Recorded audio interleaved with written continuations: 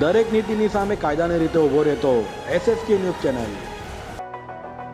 Surat railway પોલીસે arms એક્ટના ગુનાના wanted ખૂંખાર આરોપીઓને ગણતરીના કલાકોમાં ઝડપી પાડી તેને જેલના સળિયા ગણતા કરી દીધા છે।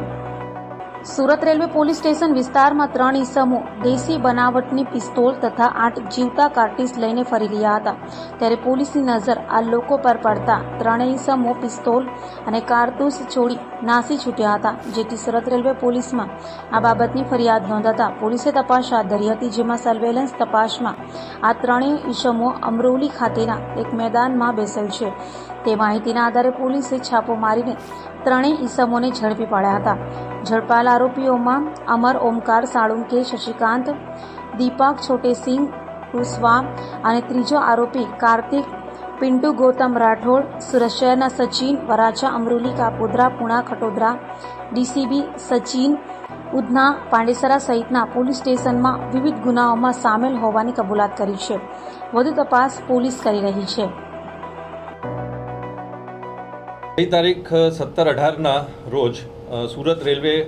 સ્ટેશન ખાતે આશરે 3:00 વાગ્યાના સુમારે સવારના 18 તારીખે પૂરી સુરત ટ્રેન એક આવે છે, જેમાં પ્લેટફોર્મ નંબર 3 ઉપરથી એક નંબર ઉપરના પ્લેટફોર્મ નંબર 1 ઉપર આવવાના બ્રિજ ઉપર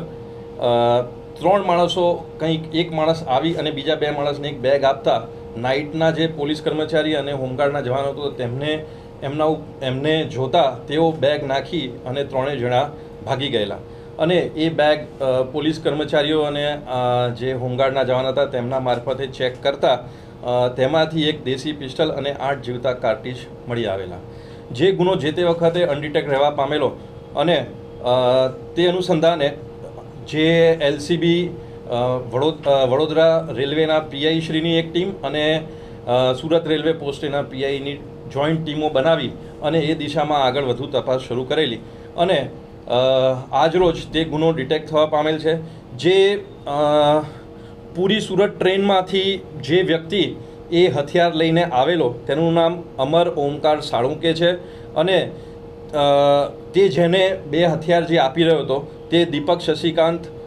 કુશવાહ અને કાર્તિક રાઠોડ। તે રીતે એમને ટેકનિકલ સર્વેલન્સ અને બીજી બધી જે પણ તપાસની દિશાઓમાં આગળ વધી અને તેઓને શોધી કાઢવામાં આવેલ છે। જે આ અમર સાળુંકે છે એ અગાઉ 28 જેવા ખૂન, લૂંટ, ધાડ, ચોરી અને પોલીસ જાપ્તામાંથી નાસી જવાના ગુનામાં પણ તે પકડાયેલો છે અને દીપક જે છે તેણે ખૂન, ધાડ, રાયોટિંગના અલગ અલગ 5 ગુનાઓ કરેલા છે અને જે ત્રીજો કાર્તિક રાઠોડ હતો તેણે એક ગુનો હમણાં 2024માં 323-325 મુજબનો કરેલ છે। દરેક નીતિની સામે કાયદાની રીતે ઊભો રહેતો SSK ન્યૂઝ ચેનલ।